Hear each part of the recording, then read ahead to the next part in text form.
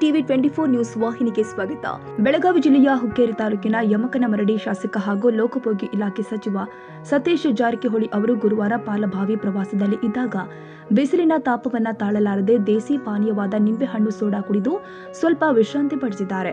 ಈ ವೇಳೆ ಮಾತನಾಡಿದ್ರು, ಬೇಸಿಗೆಯಲ್ಲಿ ದೇಸಿ ಪಾನೀಯಗಳು ಆದ ಎಳ್ನೀರು, ಮಜ್ಜಿಗೆ, ನಿಂಬೆಹಣ್ಣಿನ ಜ್ಯೂಸ್ ಇತ್ಯಾದಿಗಳನ್ನ ಬಳಸಿ ಹಾನಿಕಾರಕ ತಂಪು ಪಾನೀಯಗಳನ್ನ ಸೇವಿಸಿ ಆರೋಗ್ಯ ಕೆಡಿಸಿಕೊಳ್ಳಬೇಡಿ ಎಂದಿದ್ದಾರೆ. ಕನ್ನಡಿಗರ ಮೆಚ್ಚಿನ ನಿಮ್ಮ ಟಿವಿ 24 ಕನ್ನಡ ನ್ಯೂಸ್ ವಾಹಿನಿ ಇದೀಗ ಟಿವಿಯಲ್ಲಿ ಲಭ್ಯ.